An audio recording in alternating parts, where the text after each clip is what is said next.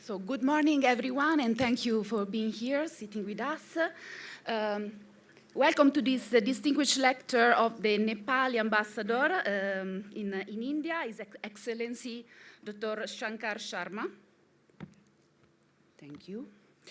Today we will talk about Nepal-India relations in a changing world. A few words about the ambassador. Shankar P. Sharma is a former ambassador of Nepal to the United States. He has a PhD in economics from the University of Hawaii.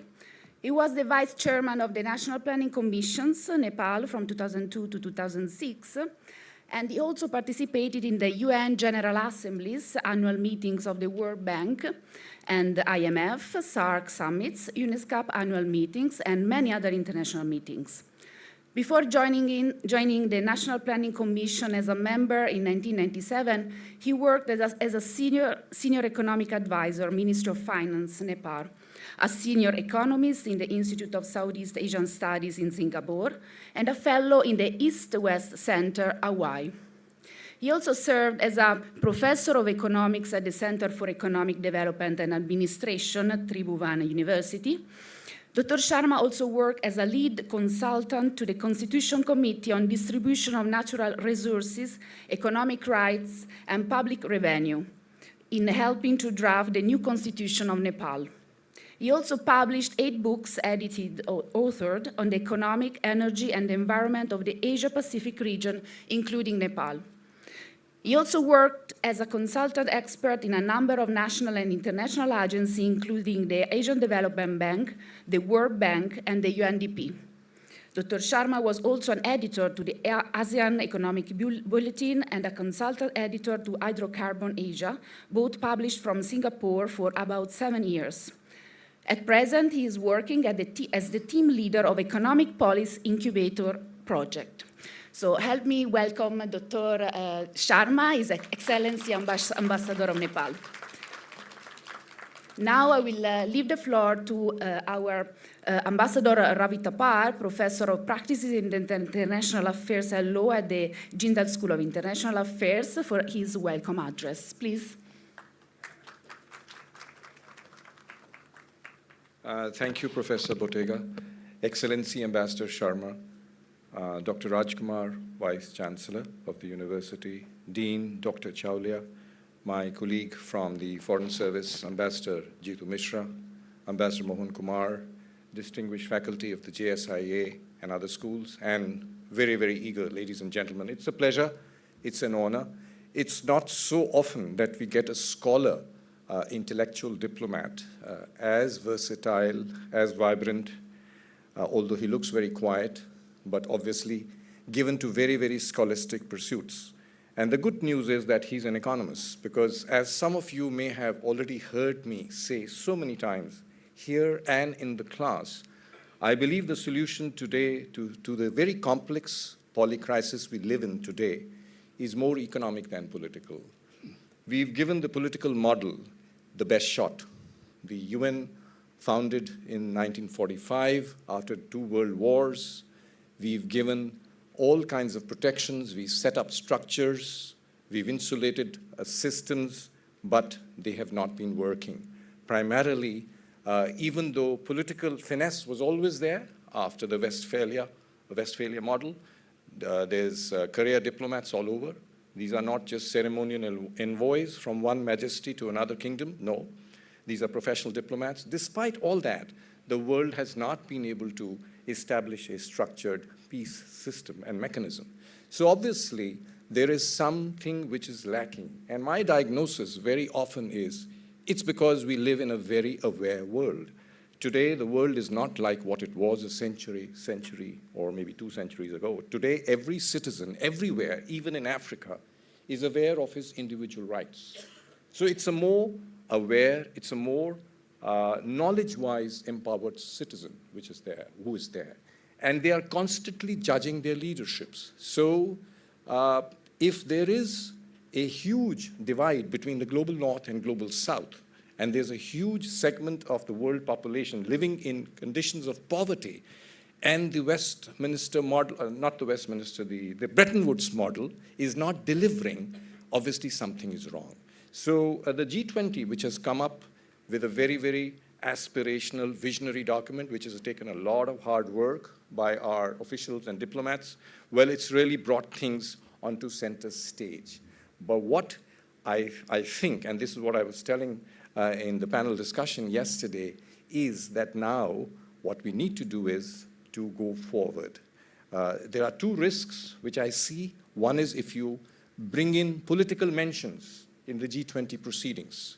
The game of naming and shaming, which we diplomats sometimes do in multilateral documents, I think this should be avoided. The second thing is that we should get into actual translation of the objectives. And the one thing which is necessary, sir, according to me, is funds. Because unless we set up a G20 multilateral bank and designate funds for various initiatives, it will not happen. I don't want to take too much time. This was just to kick off the thought process. Sir, we have a very enlightened, aware, and keen audience. I'm sure as a senior economist, you would have a lot of solutions and a lot more to add to what I have just set rolling. We welcome you here. This is a school which engages in lots of dialogues and conversations with faculty all over the world, whether it's the US, Japan, France, Australia, worldwide. We have a vice chancellor who really has a vision to give it to this society, to give back to India, and that's how the school is moving on. So, sir, it's a great pleasure and privilege to welcome you here. We're sure that what you're going to say today is going to be so significant and improve the insights and perspectives of our student and faculty population. It's a great honor. We welcome you, sir. Thank you so much.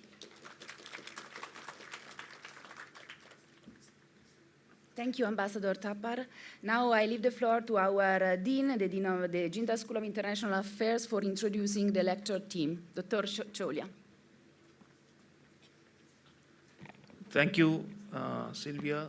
Greetings, everyone. It's good to see a big turnout to hear His Excellency Ambassador Shankar Sharma, the Ambassador of Nepal to India.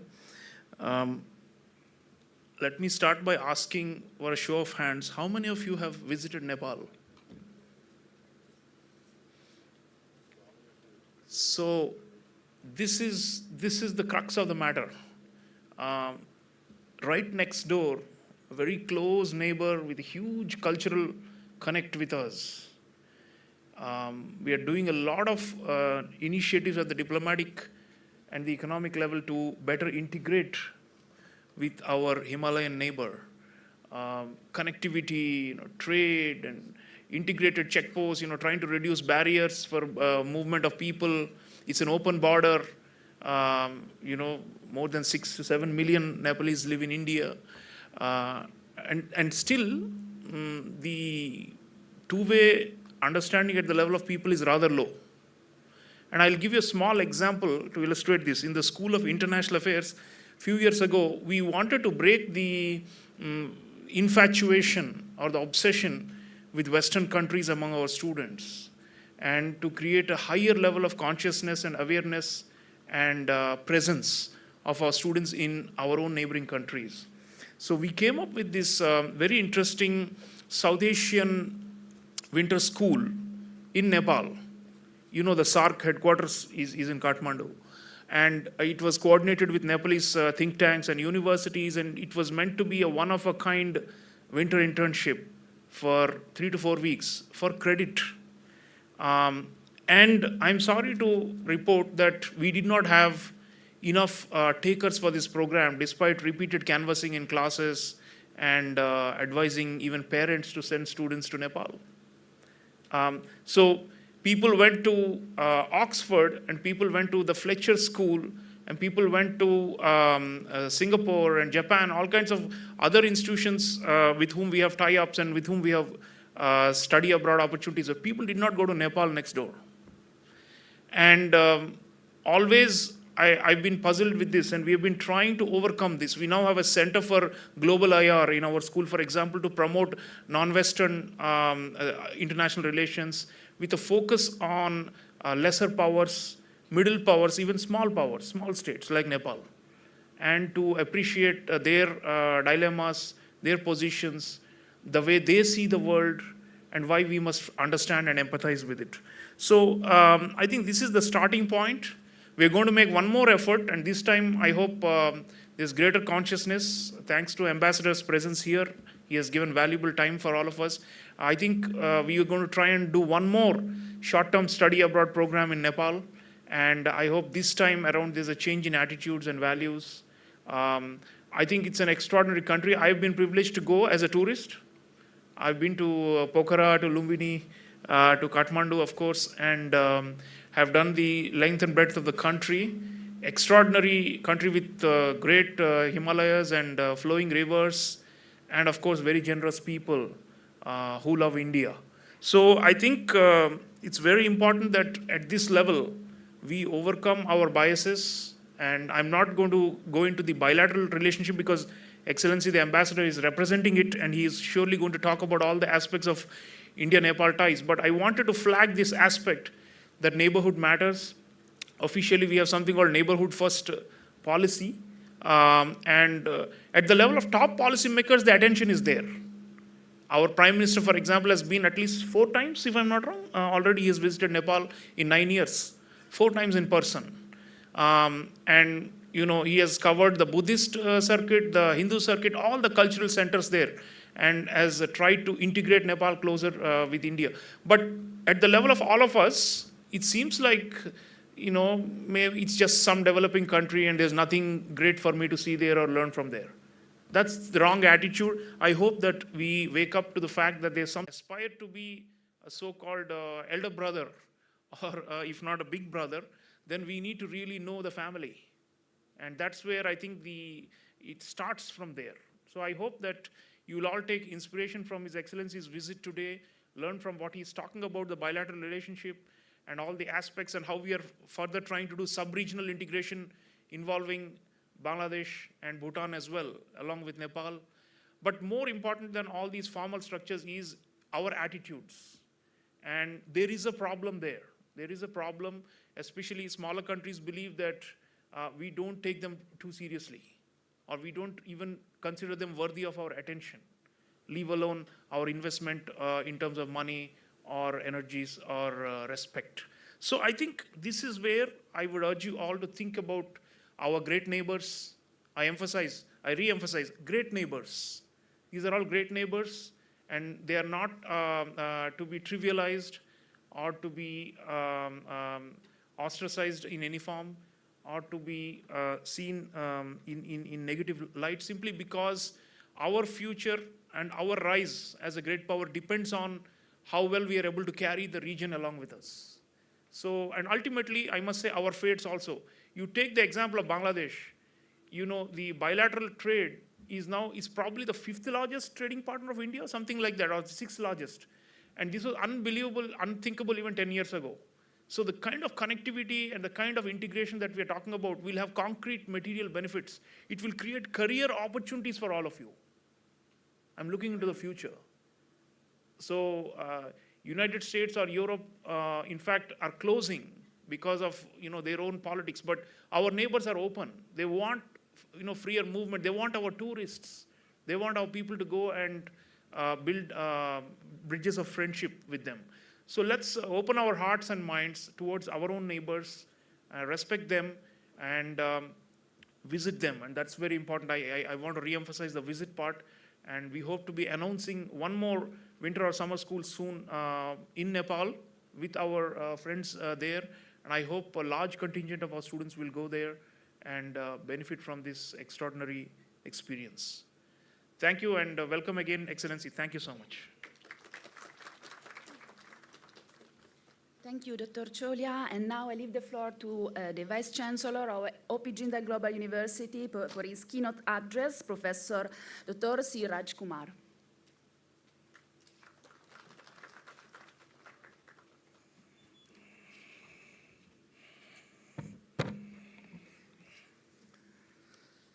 A very good morning to all of you. First of all, I would like to extend a warm welcome to our very distinguished visitor, His Excellency Dr. Shankar Sharma, Ambassador of Nepal to India. somebody who has also been an academic, and we're very delighted to have a distinguished scholar amidst us. I also want to take this moment to welcome our own students from Nepal and to recognize and celebrate this very special occasion as we celebrate Nepal as well as its rich cultural heritage, but also its long-standing relationship with India. Not only geographically we are so linked, but our destinies are so deeply intertwined, and it is only fair that we end up doing many more things together. And I share Sriram's anxiety about the fact that very few of us in this group and the wider university community have had the privilege to visit Nepal, and that's something which we should obviously change. I also want to take this moment to thank and congratulate the Jindal School of International Affairs, its distinguished dean, but also ambassadors Jitindranath Mishra, Ravi Thapar, Mohan Kumar, and many others who have been able to add so much of depth and seriousness to the study of international relations and international diplomacy into our curriculum, course structure, and indeed to the School of International Affairs. Ambassador, I must say that this School of International Affairs is one of our earliest schools. It is the third school that we established in this university way back in 2012, and it has come of age. We have been pioneering so many initiatives under the school. We started India's and Asia's first Masters in Diplomacy, Law and Business program, an interdisciplinary postgraduate program, first of its kind. Before that, the Fletcher School had the program on MALD, which is Masters in Law and Diplomacy. We built on that, but did better in terms of its interdisciplinary nature. Second, we started clearly India's first, but also Asia's first undergraduate program, BA in Global Affairs. And that also took off very well. A generation of young students who want to study international relations just after high school ended up joining us. And over the years, we built up on the Bachelor of Honors in Political Science and also more recently BA Honors in Diplomacy and Foreign Policy. These undergraduate and postgraduate programs have all been offered on our campus, and you can see amazing students from across India and around the world part of these courses. A few years ago, we also launched again one unique course under the Coursera platform as a 100% online program on Masters in International Relations, Strategy and Security, and that has also come of age with students from over 30 to 40 countries part of that program. I also want to mention that as you are part of the School of International Affairs, it's also a time for us to think about ideas that may not be in its full and final form now, but has the potential to change the world and the future. I have been fascinated for a very long time about the evolution of institutions, evolution of ideas that were so sometimes out of the blue, out of the box at that time. So European Union is one such example, and I want to quote none other than Victor Hugo in a speech that he made in an International Peace Congress way back in 1849 in Paris. And I quote, "A day will come when all nations on our continent will form a European brotherhood. A day will come when we shall see the United States of America and the United States of Europe face to face, reaching out for each other across the seas."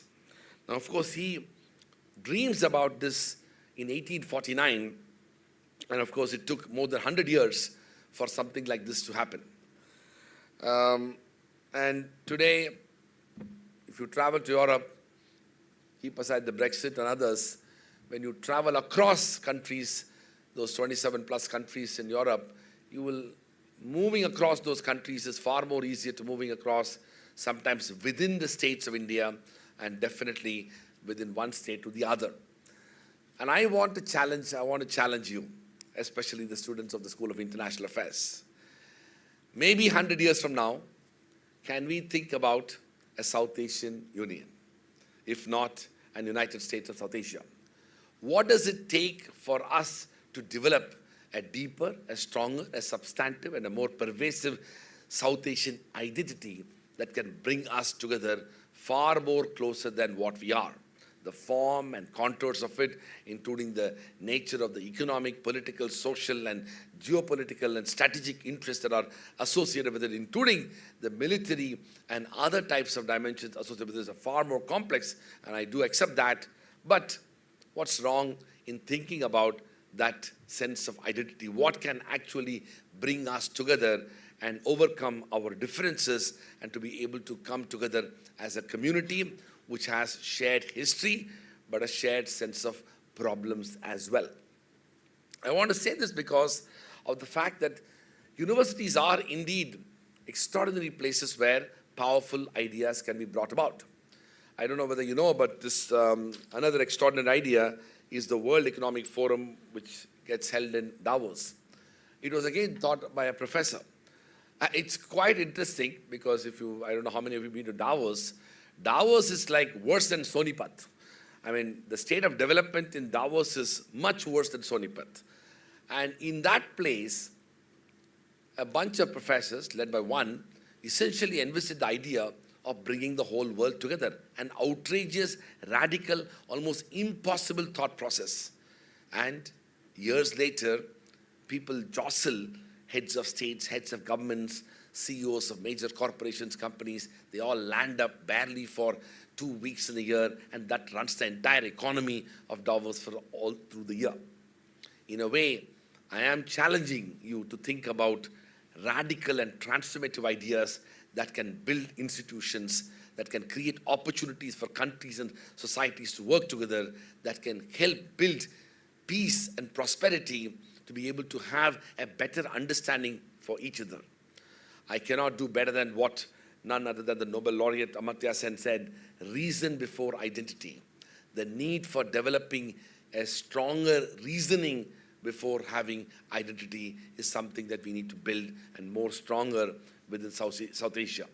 We are so deeply, socially, culturally engaged with each other, it is simply unthinkable.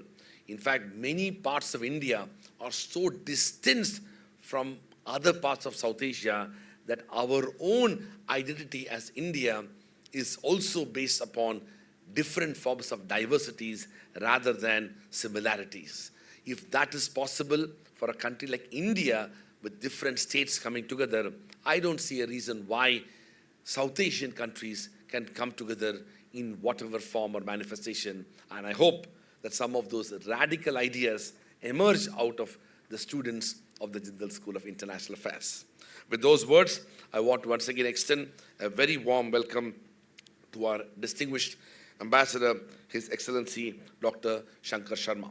Before I close, I want to say that I would like to propose 5 important ways by which Nepal and India can work together, with universities being centrality in those ideas. First, I would like to propose an opportunity whereby Jindal Global University and partners within Nepal can work together to organize an annual lecture series so that we can have distinguished members of the Nepali community here in India, here at Jindal, to have an annual public lecture.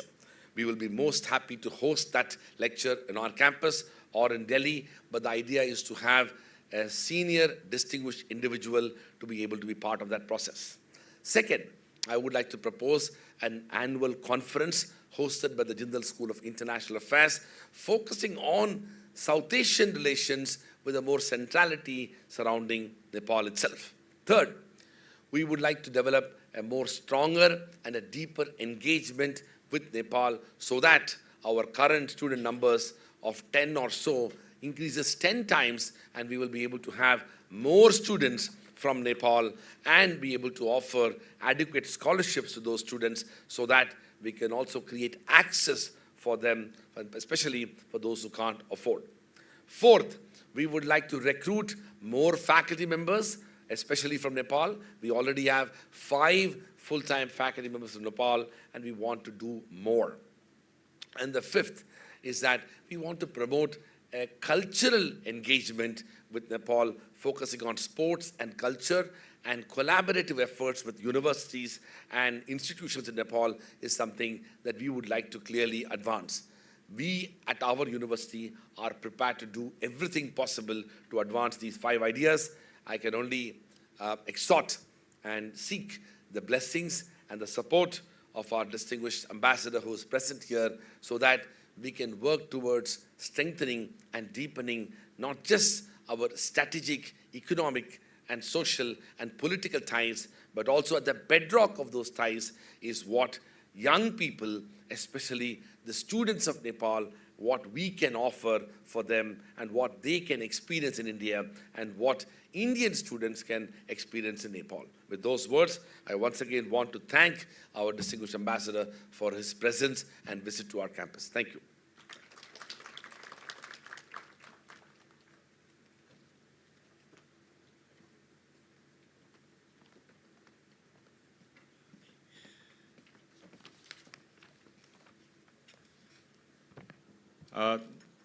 Good morning and namaskars, everybody. Thank you so much, respected Vice Chairman C. Rajkumarji, for your very kind words, and also for 5 proposals. I think very pertinent 5 proposals to strengthen the relation between Nepal and India, specifically the Jindal University and partner in Nepal. I fully agree with your proposal. Whatever we can do from the embassy side, we will be happy to do it to facilitate it. Professor Sylvia ji, respected Vice Chairman C. Rajkumaran ji, respected Ravi Thapar ji, I think he just left, respected Sriram Chaulai ji, respected Jitendra Nath Mishra ji, distinguished faculty members, fellow students, and friends. First of all, I'm really honored to be here in front of you to this very impressive university for several reasons. I think the university has done phenomenal growth over the last 12, 13 years. Not only that, the university has become #1 private university in India, and you have been able to attract so many international students and carry out extracurricular activities involving other nations and countries. So thank you so much for all these things. Nepal and India, although I think I'm also learning about the framework about Nepal-India relationship, as our Vice Chancellor was mentioning. I think there should be so many things I think we should be doing. You are some of the people who can develop the strategy for the longer period of time, 10 years or 25 years. But I would like to talk at the present moment. I think what's happening between Nepal and India, what has been the sustainable elements that will bind our people from both countries and things like that.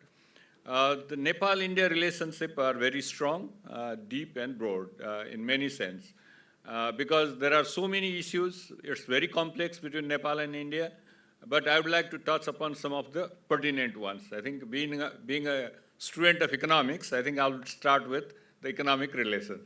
Not only that, I think I heard Ambassador Thapar was mentioning that I think these days, I think there are political issues, there are diplomatic issues, but #1 is definitely, I think, the economic issues. I asked with some of the diplomats in Singapore, which are some of the countries that you have to spend more time with, especially in East Asia. They say Singapore. What's the reason? I think it's a small country, city-state, but economically so vibrant. Although I worked there for almost 7.5 years, now per capita income is probably one of the highest in the world.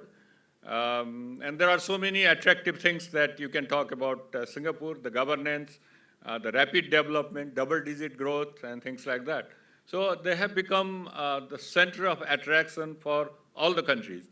When I worked in Singapore, the bureaucrats and the politicians in Singapore, they used to say that we taught a lot of lessons to China, then China. Although at that point of time when I was working in Singapore, there was no diplomatic relation between Singapore and China. But nevertheless, they used to send the experts, politicians, to teach how to develop China. And not only that, the China used to invite these people because China was, Singapore was doing double-digit growth for decades and decades. And not only that, in terms of governance, I think they were one of the best in the world, no doubt about that. So Chinese government, despite that they didn't have any diplomatic relation, they used to invite groups and groups of not only the experts, but also the politicians, how to develop China. So I think that's the reason why I'm saying that economically, the countries, they have to be very strong, and the economic relation is one of the primary area that we need to look into it. Now, talking about economic relations between Nepal and India, there are two types of economic relationship between the two countries. One is tangible, organized. The second one is, I'll say, unorganized economic linkage between the two countries. So what are the tangible and that you can measure the economic relationship between the two countries? Trade, investment, tourism. I think these are some of the formal areas where we can see the strong relationship between the two countries. Now, talking about trade, 2/3 of our trade, Nepal's trade is done with India. So that's very huge. 1/3 of the total investment in Nepal, out of the total stock of investment, about 32% of the investment comes from India, and the rest from all over the other countries. All petroleum products are imported from India. Nepal is also one of the top export destinations for India. Although I think if we account for the unorganized trade, unauthorized trade, I'll come to that point later on. Probably Nepal could become one of the top 5 or top 6 export destinations of India.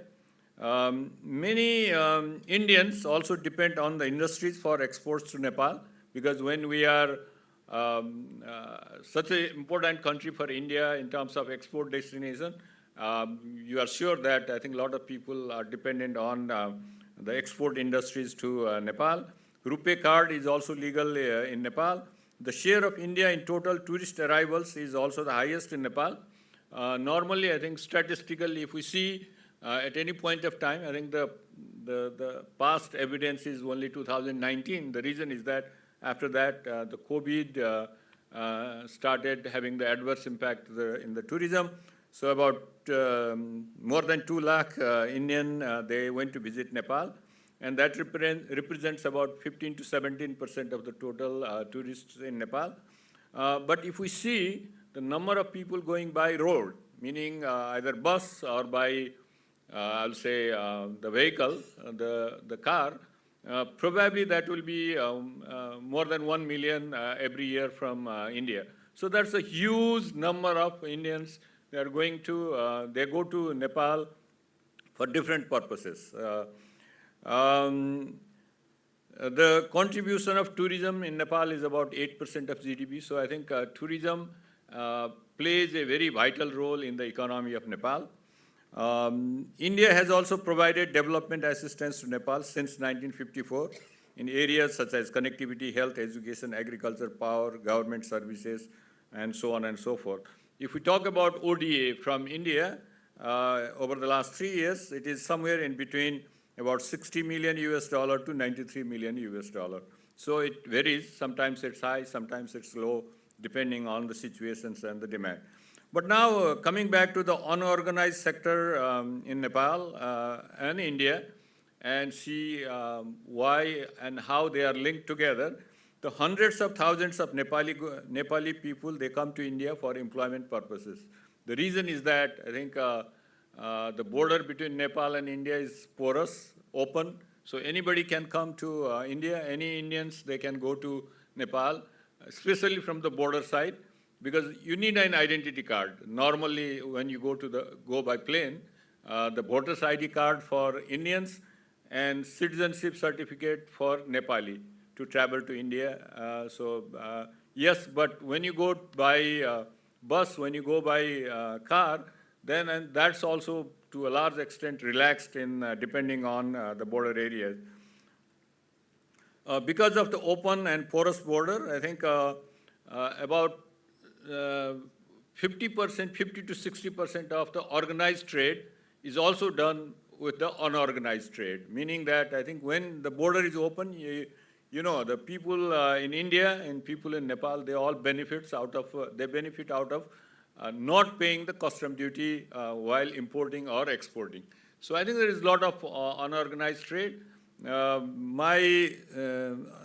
think estimate will be anything between 50 to 60%, but even higher. I think if we take into account the unorganized trade is going between the two countries.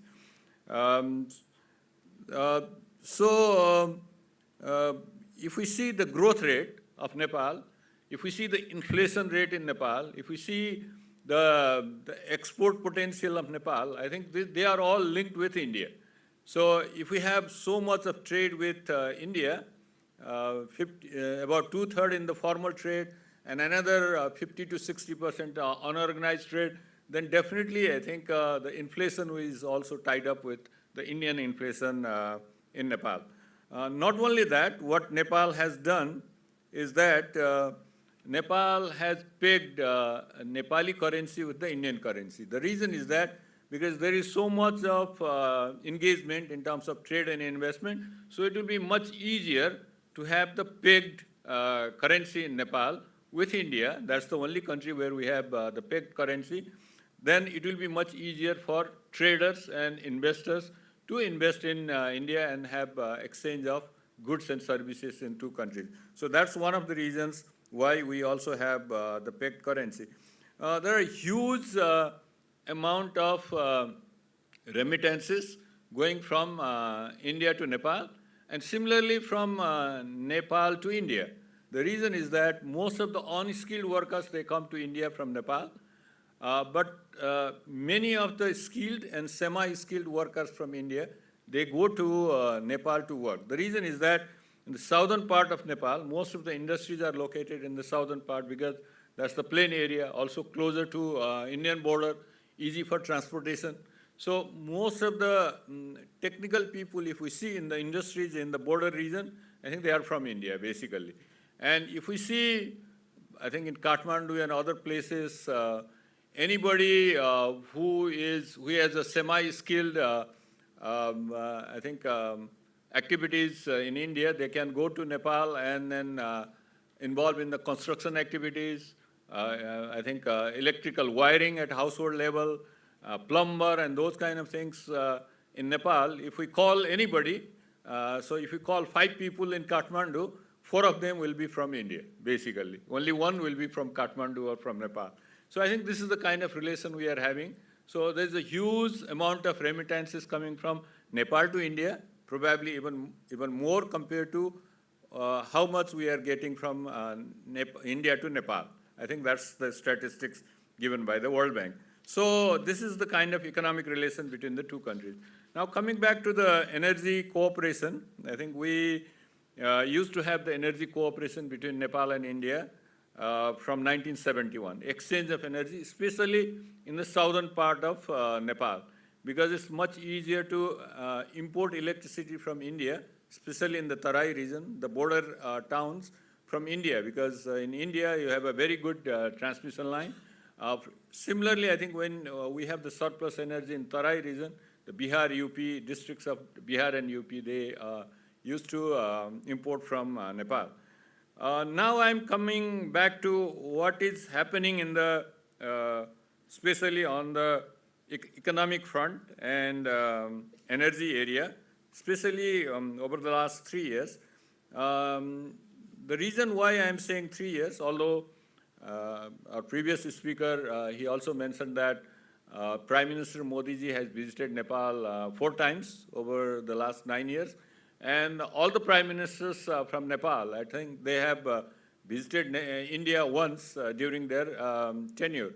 So I think there has been so much of exchange of high-level visits between the two countries. I'm talking about the last 3 years because there has been, before that one, I think there was COVID for 2 years.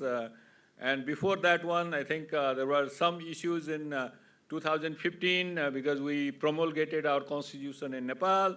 And India-Nepal relation, I think, nosedived in terms of the relations over a few years. And also, because of COVID, I think there is not much that we could do between the two countries. But over the last 3 years, I'll just mention few things which are of very great importance to Nepal, to some extent also to India. Investment in from Indian companies in hydro projects increased dramatically over the last, especially 1.5 years. There are about 7 projects that has been taken or they are in the process of being handed over to Indian companies in Nepal. So about 7 hydro projects are being taken by the Indian companies in the last 1.5 years. So India has agreed to take about 10,000 megawatt in 10 years time from Nepal. So Nepal, we have already started exporting electricity to India, about 662 megawatt currently, but in the spot market. But now I think the investors in Nepal, they also would like to have some guarantee in terms of the longer term export of electricity from Nepal to India. So I think there has been some agreement to take 10,000 megawatt in the next 10 years by India. So that will provide some guarantee to the investors. Use of Indian transmission line to export electricity from Nepal to Bangladesh is also being opened up soon. That will not only open up the export of electricity from Nepal to Bangladesh, that will be a kind of the electricity grid framework will be operationalized that has been signed by BBIN countries. So when we say BBIN countries, this is Bangladesh, Bhutan, India, Nepal, then eventually, I think there is also the framework similar to that one in the BIMSTEC countries. So the BIMSTEC country and BBIN countries, when they link up, and if the electricity grid are linked with the Southeast Asian countries, then I think Nepal will also have a big opportunity, and different markets in both Southeast Asia, South Asia, and also Sri Lanka is also interested to have to connect itself in the electricity grid in South Asia and BIMSTEC. So that will open up a big area in terms of the electricity exports from Nepal. We will be net exporters starting from after 2 years basically. Now we are still net importer, but we have, for the first time, we have started exporting electricity to India. There is also one agreement, G2G agreement on fertilizer supply. That will, this agreement will say that at least 1/3 of our supply of fertilizer will be procured by India and supplied to Nepal. So that will ensure the supply insecurity in the fertilizer in the season in Nepal. There are many other projects, especially in terms of connectivity. Biratnagar, Janakpur, Jayanagar, I think there are 2 train lines, especially in the southern part of Nepal, being supported by India, which are almost about to be completed. And there are many other roads and bridges that have been supported by India in the past. So these are some of the areas where we have the strong economic linkages. But now coming back to some social and cultural linkages, I think the kinship and family relations are also very strong between India and Nepal. Especially if you go to Tarai, we call it Madhesh region. So Madhesh region and UP Bihar, I think they have a very strong linkage. If I meet anybody in Bihar, I think at least certain level of people in the government, I meet them quite often. They always say that we have some relatives in Nepal. So this is the kind of relation between the 2 countries. So it's not only Madhesh and Bihar and UP, but also in the eastern part of Nepal, like Darjeeling, Sikkim, and Ilam and the eastern part of Nepal. So they also have the family relationship. Now going back to the far western region of Nepal, they also have the relation between Nepal and India, Dehradun and those areas, Uttarakhand areas. So they also have a strong family relations between the 2 countries. If we see some of the politicians in Nepal, I think they were born in India. Now they have become A-class politicians in India. But we found out, I also found out that some of the people who were born in Nepal have become A-class politicians in India. So this is the kind of relations what we have seen in the kinship and family relationship between the 2 countries. I think, as our Vice Chancellor was mentioning earlier, India hosts the largest number of Nepali students in colleges and universities. I think the latest statistics, what I saw is about 19,000 students, they study from Nepal, study in India. Although, I think the attraction to go to Australia and the Western countries has definitely increased over the period. The main reason is that they can go, they can do the part-time work. If they would like to have the permanent resident, and if they would like to immigrate in those countries, they can do so in most of these countries. It's not only in Australia these days, but now most of the some of the Western European countries, most of the Eastern European countries, I think the United States, I think their fertility rate is so low. I think they have a problem of population, the crisis in population and the population growth rate. So I think these people are looking for immigrants. So there are opportunities. So that's one of the attractions to go to these countries. I just read a few days ago, even I think Bhutan is a very small country. I think we all know 11,000 students from Bhutan, they went to Australia last year or something like that. So I think that has been one of the attraction to the Western countries. But despite that, I think India has become, and India is the largest destination of Nepali students in India.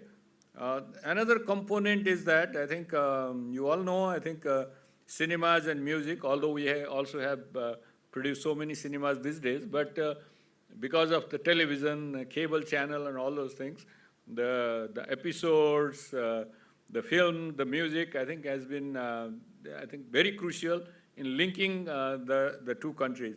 The medical facilities, now people from Nepal, I think those who can afford, they used to go to Bangkok, let's talking about 5-10 years ago. But most of these people now, they have started coming to India because it's cheaper and also of very high quality.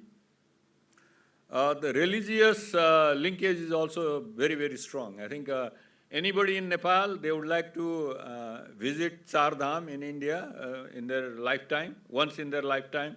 And many people from Nepal, India, they would like to go to Pashupatinath, Muktinath, Janakpur, Lumbini, some of these places where Sita was born, Buddha was born, and some of the religious places in Nepal. So I think that has become, Prime Minister Modi ji has visited all of those during the last visit, I think, in Nepal. If there are any religious festivals in India, you'll see huge number of Nepali participating, like Kumbh Mela, anything that is done in Banaras, Puri Rath Yatra, Amarnath Yatra, you'll see so many Nepali people participating in those activities. I think in Nepal, if we see the statistics produced by Nepal Tourism Center, you'll see how many people from India visited Pashupatinath. So because that has become one of the very prominent places where Indians would like to go and visit these places. Political linkage also very strong. I think from the very beginning, I think some of the people who had problem in India, some of their family members, they went to Nepal, started ruling the country, even if they are small places like Sakyas. I think they are the clan from Magad, Bihar, Lichavi. They are from Vaishali, Bihar. Ranas, I think they ruled in Nepal for almost 104 years. It's said that they are from Chittorgarh, Rajasthan. Sahaj, they also come from Chittor. So they are all linked with India. Even their family relationship still exists in those places, and that's very strong.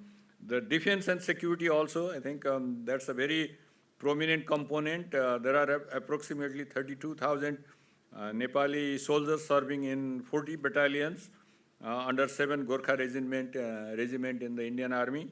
So there are about 140,000 retired soldiers. They are getting pensions in Nepal. So they are also the bridge between Nepal and India. Nepal's army chief is an honorary general of the Indian Army and vice versa. There are strong relations between the two armies, modernization and equipment. At any point of time, there are about 300 Nepali army personnel being trained in India. So that's kind of relations we have. I will say that because of all these things, the people-to-people relation, especially because of accessibility, open border, unhindered movement of people, bonds through marriages and family ties, economic and social linkages, whether that's in the hospital or the education sector, language, food, religious bond, and Gurkha recruitment. So I think these are some of the factors which has enhanced people-to-people relation between the two countries. So my argument is that whatever happens between the two governments, two countries, sometimes I think we have ups and downs between the governments of two countries, but this people-to-people relations generated and created by these 5 or 6 different elements, I think they will remain sustainable, and that will be more stronger in the medium to longer term for the two countries. There are different other actions that have been taken over the last few years in the area of support to Nepal. There are 4 integrated checkposts that has been created in the border area. I think some of them, they have been already completed. Some are, I think, being built, and some have been already initiated.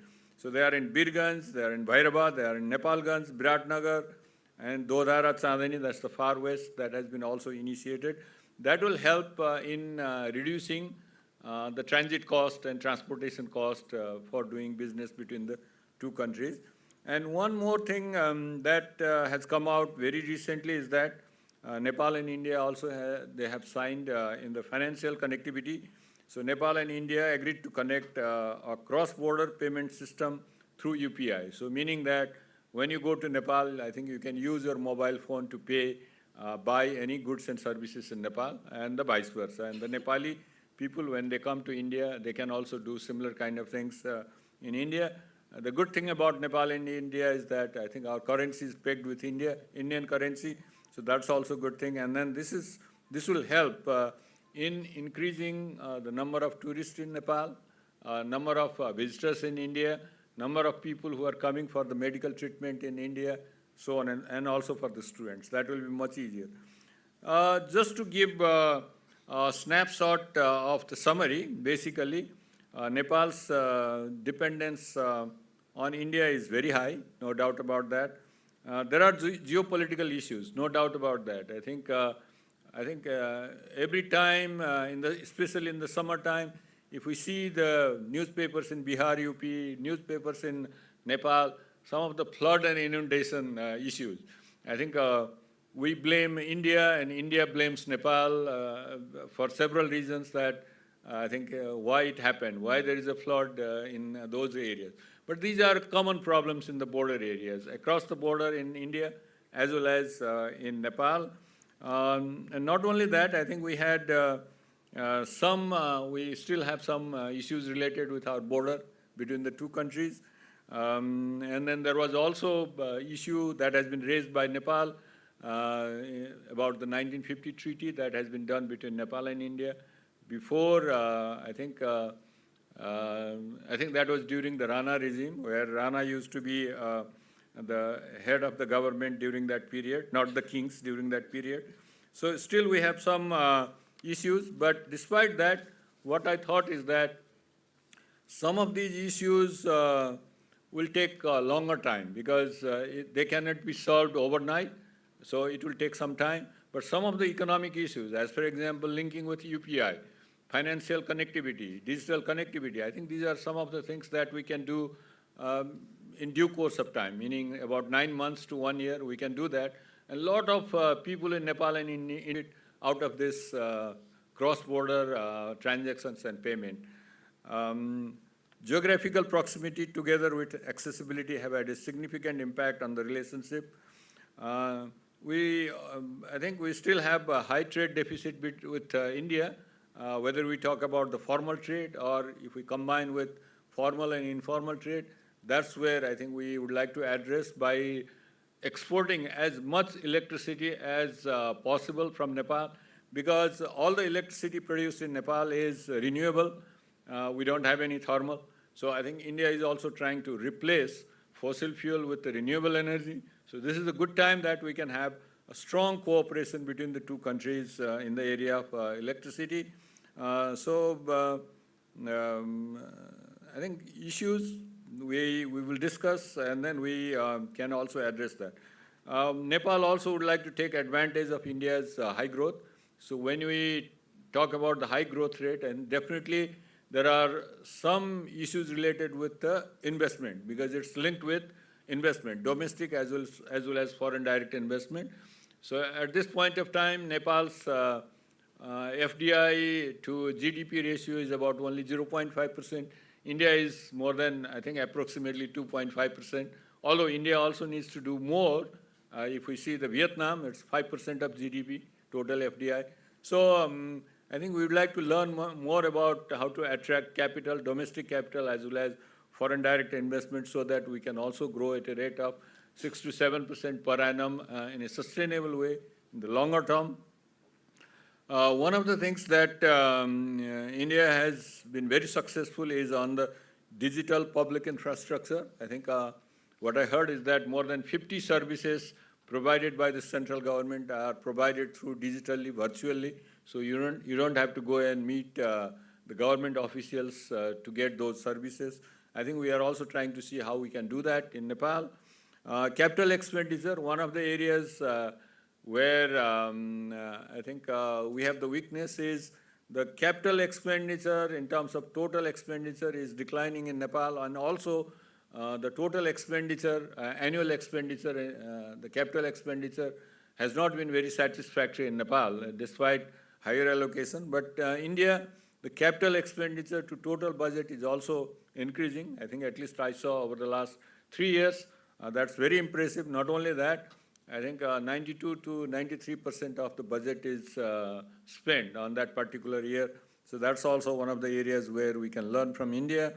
And also social inclusion. Although Nepal, we have many programs, targeted programs, but there are thinly spread different across sectors and across the country. So how we can consolidate some of these social inclusion programs so that they will be more effective. But if we see in terms of social security expenditure as a percentage of GDP, we have the highest compared to any country in South Asia. But in terms of effectiveness, how we can increase and enhance our effectiveness in the social inclusion sector. So I think there are so many things to be learned from India, and there are so many areas where we can have the partnership between the two countries, whether we talk about electricity, trade, or other trade and investment areas and tourism areas. So enormous opportunities between the two countries, and enormous scope to strengthen the relation between the two countries. I think maybe I'll stop here and probably focus more on question and answer if you have any. But having said that, I think again I would like to reiterate our Vice Chancellor's proposal, 5 proposals. I think definitely they are very good in strengthening not only the relation between the two countries, but the university to university and the academic sector. So as I said earlier, I'm also in my previous incarnation working as in the academic sector in Nepal as well as in Singapore. But the degree only opens up the door for like us, for people like us, because now these days I would like to say that I'm more development practitioner than anything else. But learning, I think we have to learn all the time. I think we cannot say that, oh, this is enough. So I think I'm also learning. Thank you so much.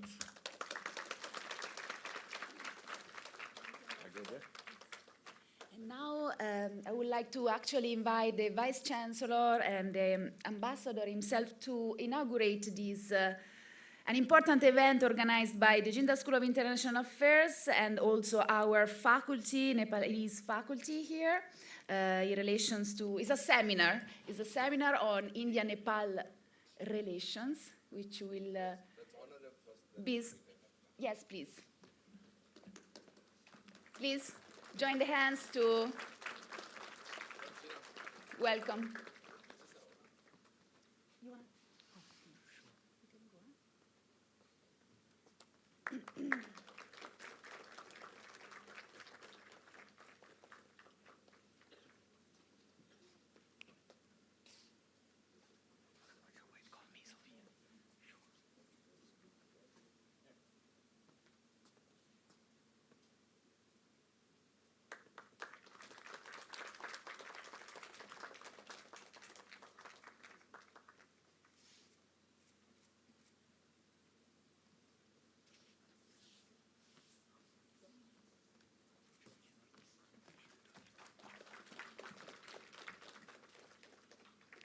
Thank you so much. So this is, it will come soon. Please,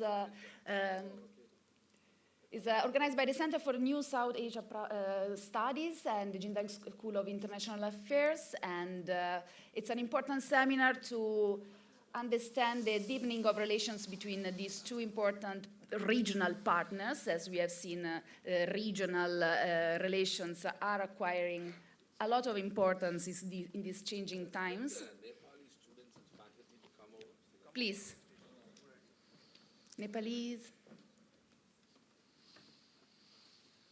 All our Nepali students and faculty, whoever is in the room, please come over. Don't feel shy, he's your ambassador.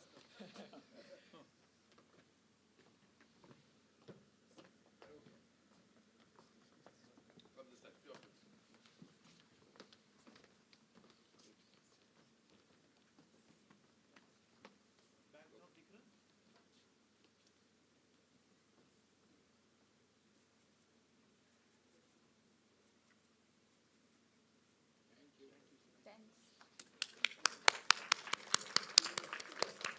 Have a chair. And now we have 15, 20 minutes of Q&A. We are waiting for the chairs. In the meantime, if someone can help distribute the microphone. So if you have any questions, please.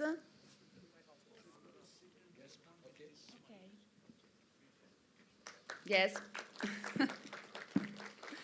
Another. Okay. All right. So raise your hands for the questions to our distinguished lecturer. Wow, we have 1, 2, 3, 4. Start with girls. Let's start with the girls. So who is gonna distribute the microphone? Please, someone can help. Yes. So raise your hands. Girls, the woman lie. Girls there. There's a girls. Let's take 3 questions now and then a second round later, okay?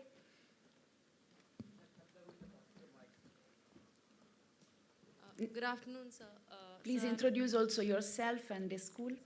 So I'm Nitya Mutani, and I'm from Masters in Diplomacy, Law and Business. So my question was, when you go mostly to the Tarai region of Nepal, like in places like Birganj, you can actually work without having Indian currency. I mean, without Nepali currency. You can go to a shopkeeper and ask them the IC rate, which is the Indian currency rate. So doesn't that become a problem when it comes to regulation of currency, of the Nepali currency? Good question. Next one, someone from this side, otherwise they might. The guy here in front with the white shirt. Good afternoon, Your Excellency. First, I'll thank you for the opportunity to learn from you about India-Nepal relations. So my question is, in what ways can Nepal be a great promoter of green energy and climate action in the South Asia? So, thank you. Thank you. Third question, then we'll do a second round. On the other side, the guy, sorry, with the green T-shirt.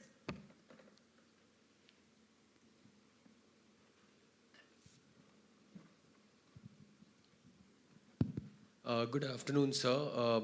Sir, I'm from the Siliguri corridor. My name is Sarthak. I come from the Jindal School of International Affairs. I'm pursuing BA Diplomacy and Foreign Policy.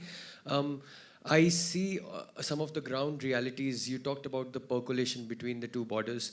I think something that we very regularly see is some kind of antisocial corruption that occurs due to this very percolation that occurs between the two borders, being porous. So how do you think that with the Nepalese-Indian relations in the changing world, we can collaborate and join hands in order to battle this problem? Thank you. Thank you, Sarthak. So you want to take this? Yes, you can. We'll do one more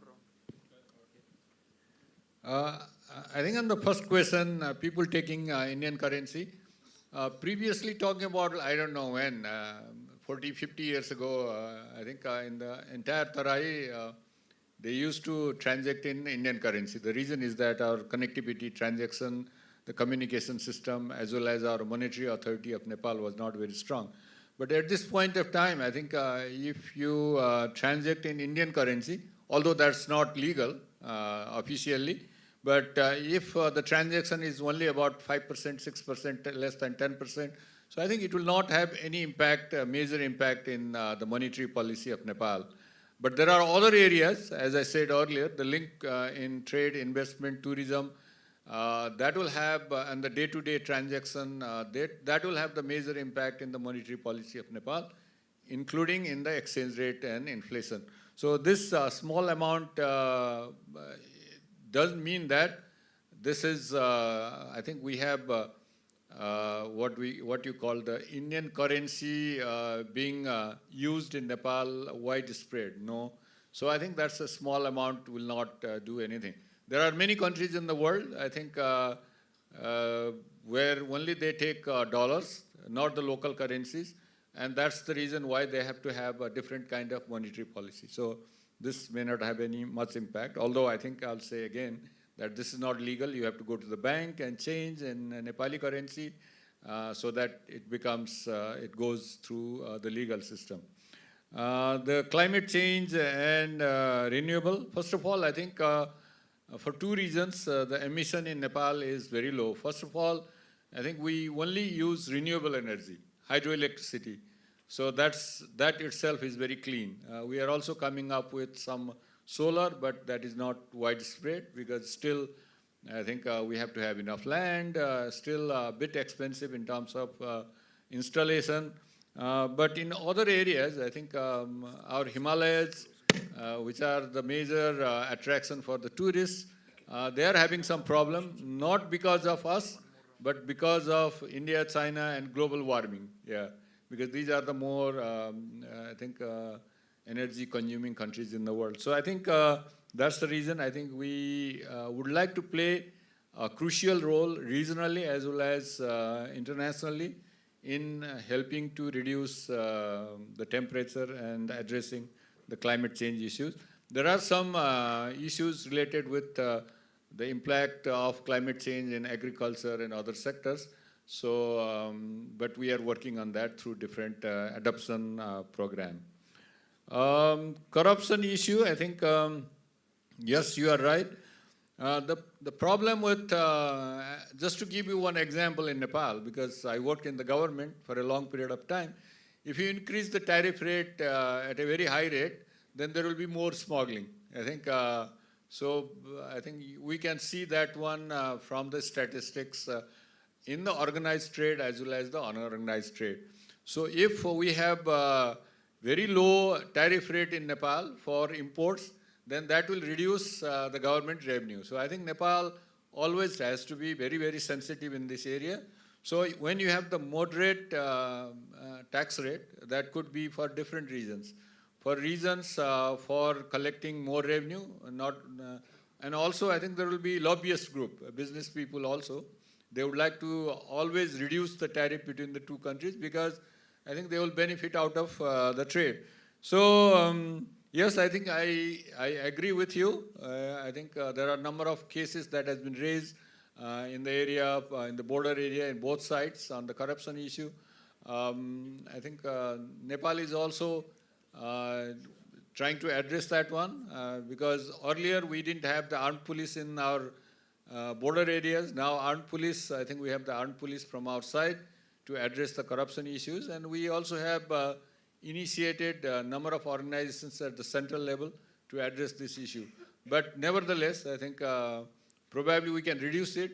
Difficult to eliminate this one because I think the nature of the developing countries, least developed countries, such that I think there are so many incentives to make more money for rent seeking. Yeah, thank you.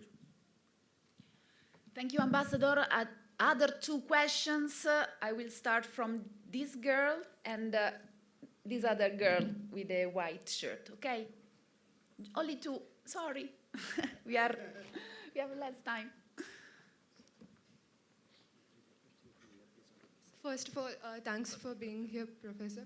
So my question is about China and India and Nepal. So China is a big influence or a determining factor for the India, Nepal, and China relations.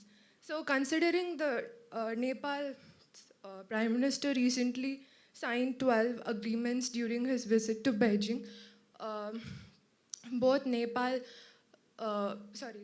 Nepal has been trying to balance between India and China. How do you think Nepal will move forward with relations between India and China? Thank you.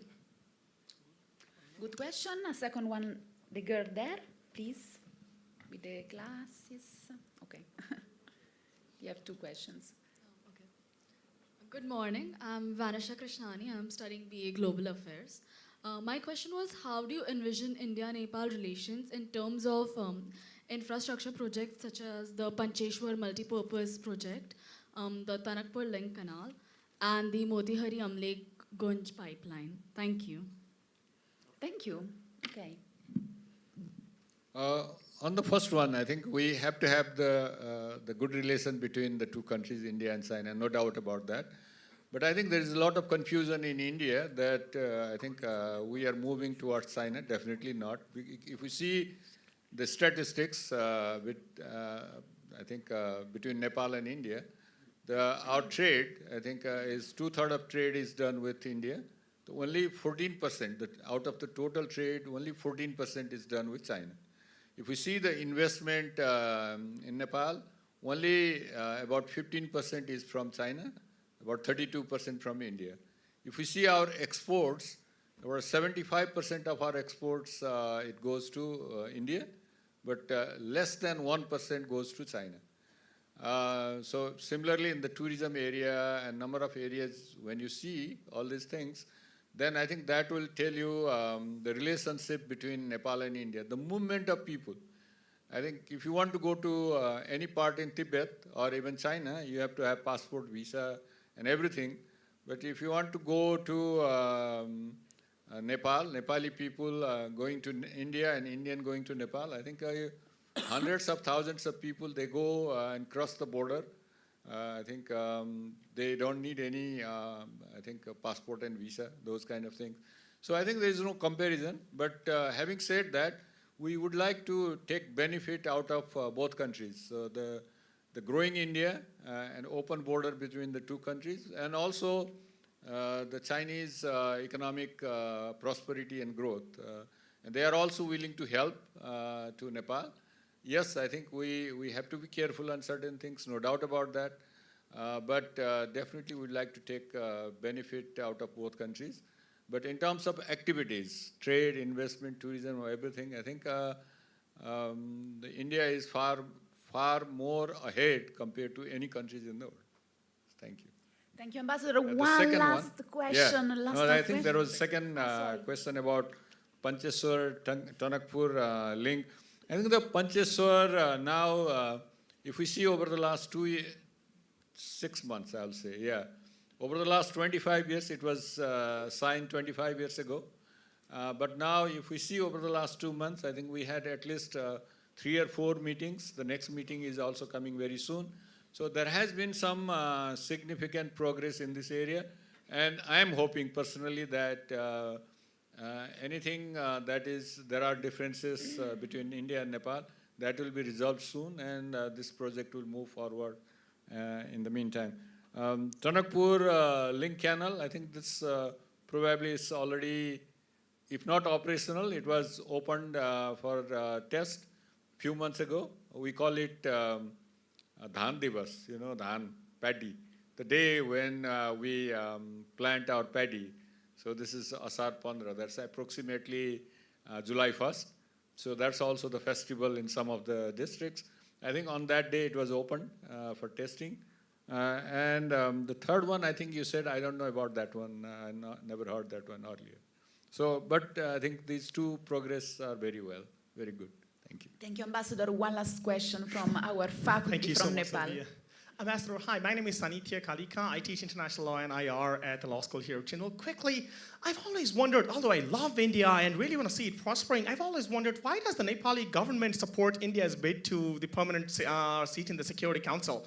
No Ukrainian would want to see Russia using its veto when a resolution pertaining to Ukraine goes to the Security Council. The next time India blockades Nepal, like it did in 2015-16, and a resolution goes to the Security Council, India vetoes and Nepal can't get justice.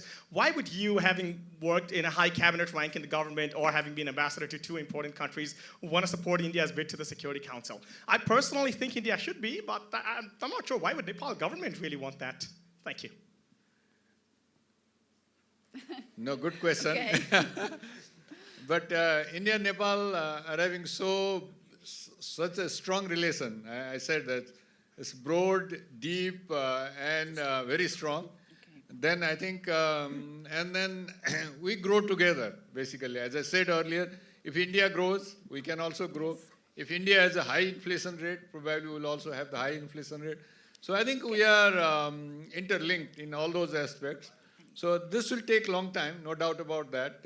Adding the permanent seat in the United Nations, but we cannot say now, I think, but Nepal is supporting that one, no doubt about that.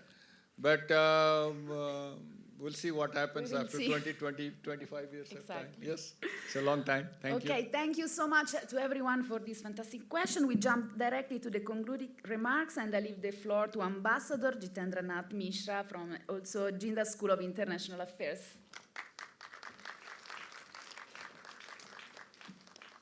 Thank you, Professor Botega. We don't have a lot of time. I think all of you are hungry. But first of all, I'd like to thank His Excellency, the Ambassador, Dr. Shankar P. Sharma, for resisting the temptation that most diplomats have, that is to talk diplomatics. Oh, excellent relations, everything is going good, and that sort of thing. What we heard from you, Ambassador, is a very reasoned, very sober, analytical, factually accurate, precise, and concise presentation about the substance of the relationship, and I personally, Ambassador, learned a lot. And that goes to say a lot because of your very distinguished credentials. You are the author of 8 books, quite legendary. Ambassador to the US, we heard that also from the student, and a PhD from the University of Hawaii, a practicing economist with a strong bent, a strong emphasis on the economic aspect of the relationship. And you called it complex, but I also wanted to thank and say that Professor Mohan Kumar, you had mentioned about how Nepal so skillfully balances in the Vice Chancellor's room ties between India and China. Now, this is a lesson for us. This level of skill that you have mastered, and we Indians have a lot to learn in that respect. You did mention that Nepal has to learn from India on FDI and other things, but we also have to learn a lot from your wonderful country. And South Asia, where are the great scholars on South Asia? In India. Very rarely do we find really great scholarship of world caliber. It's something that baffles me, and I hope, and we heard from the Vice Chancellor about that also, about scholarship. You said also the unorganized sector, 1/3 of the investment is from India, 32%, 14% of trade, 75% of exports, only 1% goes to China. There was a question on India-China, but I would like to qualify that by saying a little bit. The statistics are great, people-to-people movement, no visas and that sort of thing, but China also has a disproportionate influence, if you go purely strategically speaking, on the triangular balancing between these three countries, India, China, and Nepal is, in a way, a pivot in that. I would like to also, you mentioned about exports of electricity to India, tantalizing, and Bangladesh through Indian grids, more remittances coming from Nepal to India than India to Nepal, which was, again, good knowledge for us. 19,000 students in India, 10 in general. We heard that. Ambassador, I think you are in a very good mood. I can see you smiling. So please help us get more students from your country. We just have a bunch of them here. Religious tourism, 32,000 soldiers, active duty soldiers of Nepalese origin, 140,000 retired soldiers. Fantastic information. Payment through UPI, and our government will be mighty pleased with that the UPI has been accepted for transactions, for commercial transactions between Nepalese and Indians. So this was really a fantastic lecture. Financial connectivity, digital connectivity, these are all music to the ears of the Indian government, and I hope some of it actually happens.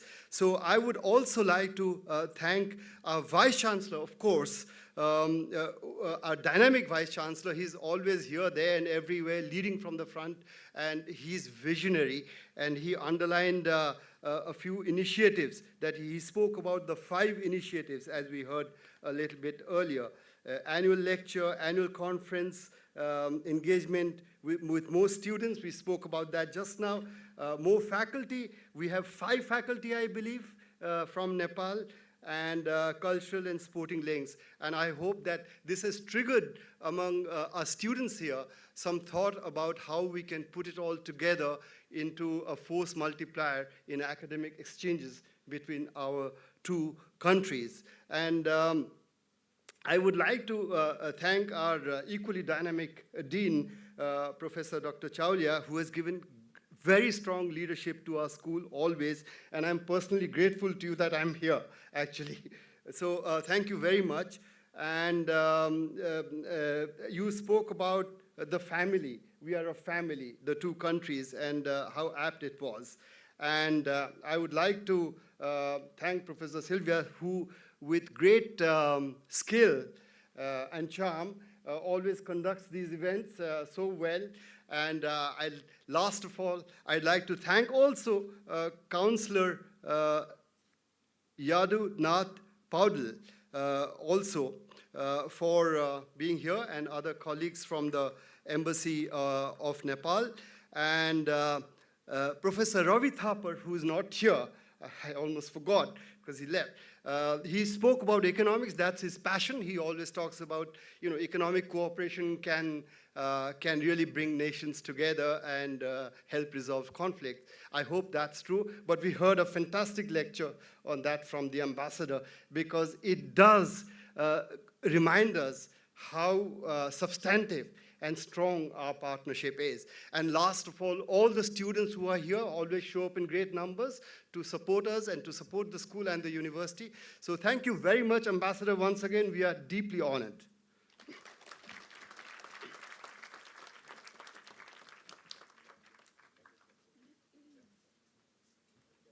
So thank you, everyone. And a reminder of this coming seminar on India-Nepal relations. I'm looking forward to that, and thank you for being here. Okay, so have a nice day, and we will see you all later for our ordinary classes.